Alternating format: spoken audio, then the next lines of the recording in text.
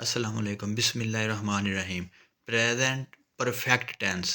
Present perfect tense का rules ये है, सबसे पहले सब्जेक्ट, फिर हैज़ या हैव प्लस वर्ब की थर्ड फॉर्म। जैसे I have jumped, I subject है, हैव हैज़ हैव आई के साथ प्लूरल है, प्लूरल के साथ हैव लगाते हैं। I have jumped. यू भी प्लूरल है, you have jumped.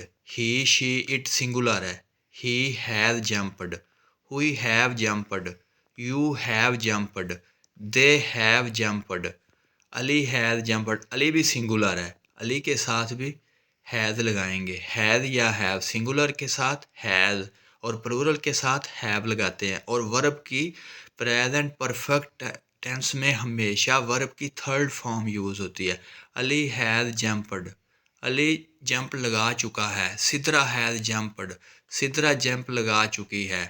He has jumped, वो जंप लगा चुका है। इसी तरह हम जंप्ड की जगह पे कोई और भी थर्ड फॉर्म यूज़ कर सकते हैं। हेल्पिंग वर्ब साथ लगाते हुए हम इसी तरह बेशुमार इंग्लिश के सेंटेंस बना सकते हैं, छोटे छोटे अपने पास से भी। Thank you for watching. अगर वीडियो अच्छी लगे तो प्लीज़ चैनल को ज़रूर सब्सक्राइब कर दें।